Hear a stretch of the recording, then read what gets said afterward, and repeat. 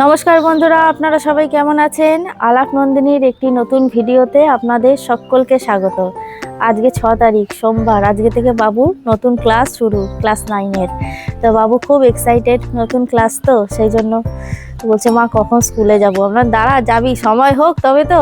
আমার এখনো টিফিন করা হয়নি। এই যে এখন ঘড়িতে ওই 6টার মতন বাজে। আমি অনেক সকালেই উঠেছি জানেন। তা ভাবছি বাবুকে আজকে লাল আলুর পরোটা আর ছোলার ডাল করে দেবো। তাই লাল আলুর পরোটাটা আমি কিভাবে করছি আজকে সেটাই আজকে আপনাদের সাথে শেয়ার করব। আর কিছুক্ষণ আগেই বৃষ্টি হয়ে গেল জানেন। দেখুন কি সুন্দর নরম ওয়েদার, এত সুন্দর ঠান্ডা হাওয়া দিচ্ছে। বেলা হলে আবার রোদ উঠবে, রাতের দিকে বৃষ্টি হয়েছে। বেশ ভালো লাগছে কিন্তু ছাদে দাঁড়িয়ে থাকতে। আকাশটা কি ভালো লাগছে দেখতে।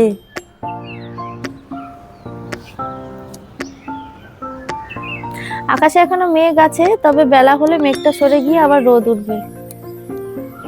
আর চিঙ্কি ঘুমাচ্ছে, বাবুকে ডেকে এলাম। বাবু ওঠ। বাবু উঠে গেছে, ব্রাশ করতে গেছে। চলুন যাই, এবার আমি টিফিনটা শুরু করি, নাহলে দেরি হয়ে যাবে। নিচে যাই, ছাদে দাঁড়িয়ে থাকলে হবে বলুন? চলুন নিচে। এই যে বন্ধুরা নিচে চলে এসেছি। এই যে থালার মধ্যে আটা নিয়ে নিয়েছি, আটা দিয়ে করব, ময়দা তো খাই না। আর বললাম না লাল আলুর পরোটা করব। আর এখানে এই যে দেখুন, কালকে রাতে আমি আলুটা সেদ্ধ করে রেখেছি। কাজটা একটু তাড়াতাড়ি এগিয়ে যাবে। আর ছোলার ডালটা কাল রাতে ভিজিয়ে রেখেছিলাম। সকালে উঠেই প্রথমে এই যে প্রেসারে আমি ছোলার ডালটা সেদ্ধ করে নিয়েছি। আর লাল আলুর পরোটার মধ্যে একটা ভাজা মশলা দেব। এই দেখুন এখানে গোটা ধনে আর গোটা জিরে আমি শুকনো কড়াইতে একটু নেড়ে নিয়েছি। এবার এটা চলুন প্রথমে ঘুরিয়ে নিই, তারপর আটাটা কী কী দিয়ে মাখছি সেটা দেখাবো।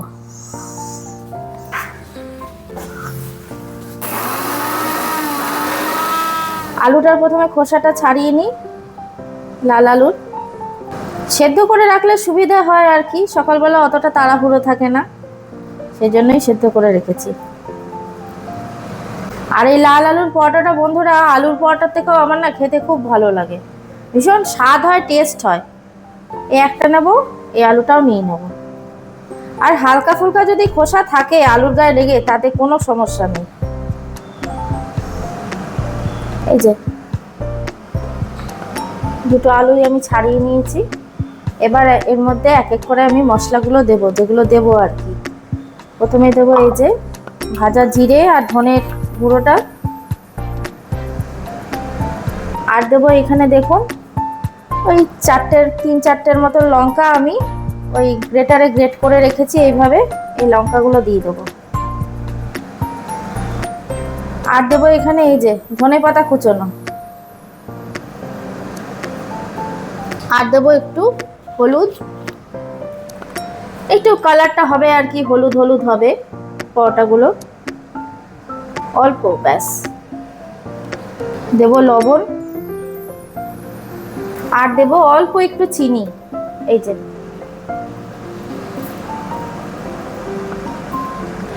সামান্য একটু ঘি দিয়ে দেবো। এই যে এবার এই সমস্ত কিছু দিয়ে আমি আটাটা ভালো মতন করে মেখে নেব। আপনারা চাইলে আগে লাল আলুটা হাত দিয়ে স্ম্যাশ করে তারপর মশলাগুলো আলুর মধ্যে মাখিয়ে নিয়ে তারপরেও আটাটা দিতে পারেন। আমি এইভাবে দিলাম, একই ব্যাপার। আর এই আটাটা মাখার সময় যদি হালকা একটু জল লাগে তো জল দেবো, আর না লাগলে না দিতেও পারেন। মানে লাল আলু আছে তো আটাটাকে ভালো মতন করে আমি মেখে নেব। বন্ধুরা আমার এখানে আটাটা খুব সুন্দর মতন মাখা হয়ে গেছে। এই যে আমার আর এক ফোঁটাও জল লাগেনি, ওই লাল আলু যে দিয়েছিলাম সেদ্ধ ওটা দিয়েই পুরোটা মাখা হয়ে গেছে। আর এই বাটিতে নিয়ে নিয়েছি একটু আটা পরোটাটা করার জন্য। আর এইখানে দেখুন ছোলার ডালটা এদিকে বসিয়ে দিই। তেজপাতা আর গোটা জিরে ফোড়ন দিয়েছি, ফোড়নটা ভাজা হয়ে গেছে। আর এখানে আমি প্রেসারে এই যে ডালটা সেদ্ধ করে রেখেছিলাম, এই যে ডালটা খুব সুন্দর মতো সেদ্ধ হয়ে গেছে। লঙ্কা দিয়ে লবণ দিয়ে আর অল্প একটু তেল দিয়েছিলাম। যে কোনো ডাল সেদ্ধর সময় দেখবেন একটু যদি তেল ফেলে দেন ডালের মধ্যে আর কি প্রেসার কুকারে, তাহলে ওই যে সিটি থেকে যে জলটা উপচে পড়ে সেটা পড়ে না, আর বাইরে বেরিয়ে আসে না। তো এবার ডালটা আমি এর মধ্যে দিয়ে দিই।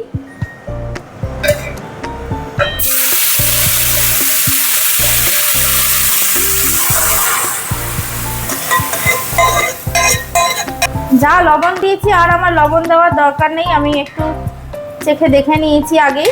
ডালটায় যে সেদ্ধ হওয়ার পরে একটু মিষ্টি দিতে হবে আর একটু আদা বাটা দেবো, ব্যাস। এইদিকে ডালটা ফুটে উঠুক, ততক্ষণে আমি যে আটাটা মেখে রেখেছিলাম লেচিগুলো কেটে নিই, চলুন। আর এই লাল আলুর পরোটার সাথে কিছু লাগেও না বন্ধুরা, শুধু খেতেও কিন্তু খুব ভালো লাগে। তা বাবুকে টিফিনে দেবো তো একটু ছোলার ডাল করে দিলাম, আপনাদের দাদাও টিফিনে নিয়ে যাবে। এই যে এইভাবে আমি লেচিগুলো কেটে নেব, খেতে দারুণ টেস্টি লাগে। বেশ কয়েক মাস পর আমি, কয়েক বছর পর আমি লাল আলুর পরোটাটা আবার করছি, মাঝখানে করা হয়নি একদম।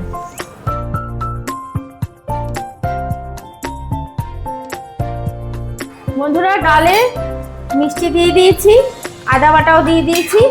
এবার এই যে মশলাটা করে রেখেছিলাম না, একটু রয়েছে, এটাও দিয়ে দিই, খেতে ভালো লাগবে।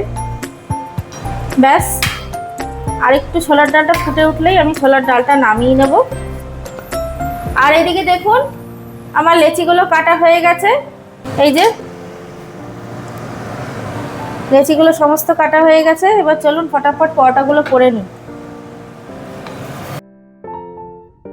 বন্ধুরা এই যে ডালটা হয়ে গেছে, এই যে ডাল আমার রেডি।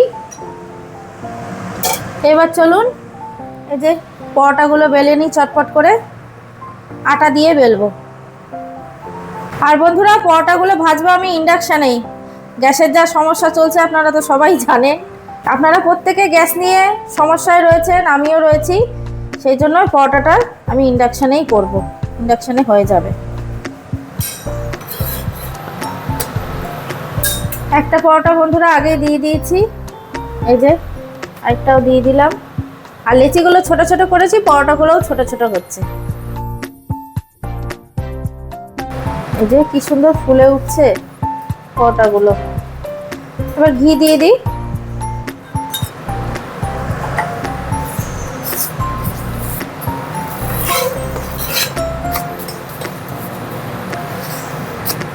ঘিয়ে পরোটা ভাজলেই না এত সুন্দর একটা গন্ধ বেরোয় না, সেই ছোটবেলাকার কথাটা মনে পড়ে যায়। মা ভেজে দিত স্কুলে যাওয়ার সময়, খুব ভালো লাগে। বাবু তোকে দিয়ে দিয়ে আগে খেয়ে নে বুঝলি, তারপরে আমি ওটা রেডি করে দিচ্ছি। এই যে বাবুকে এর মধ্যে ডাল দিয়ে দিয়েছি ছোট টিফিন বক্সে, ডালটা আটকে দিয়ে দিই। আর বাবু কেমন হয়েছে লাল আলুর পরোটা? ওকে করে দিলাম, ওটাই খেয়ে যাবে বললো। যে ছোট ছোট পরোটা বাবু 4টে দিচ্ছি, হ্যাঁ শেয়ার করে খায় তো, বলে যে মা 2টো পরোটা কিন্তু বেশি দেবে। বাবু টিফিন রেডি, আটকে দিই এবার।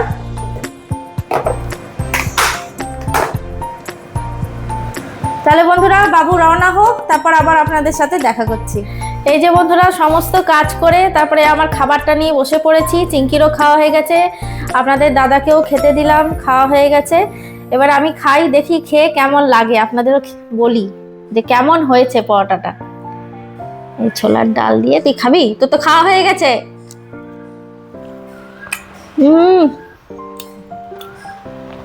আর তো ভালো লাগে না বন্ধুরা, এত সফট হয়েছে।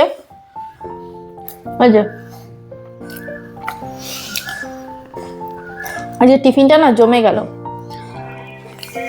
আর আজকে রান্না ডিমের ঝোল ভাত, ব্যাস আর কিচ্ছু করবো না রান্না। ভাত তো হয়ে গেছে, বাইরের বাচ্চাগুলোও খেয়ে নিয়েছে, খালি ডিমের ঝোলটা করব। ডিমটা সেদ্ধ করে রেখেছি, ব্যাস এই রান্না করব ডিমের ঝোল ভাত। তাহলে বন্ধুরা আজকের ভিডিওটা এখানেই রাখছি, দেখা হচ্ছে আবার পরের একটি নতুন ভিডিওতে। আর আমার ভিডিওগুলো যদি ভালো লাগে তাহলে একটা লাইক শেয়ার করে দেবেন। আর যারা নতুন এখনও চ্যানেলটিকে সাবস্ক্রাইব করেননি তারা প্লিজ একটু সাবস্ক্রাইব করে পাশে থাকবেন। সবাই সুস্থ থাকবেন, ভালো থাকবেন, আনন্দে থাকবেন। Thank you.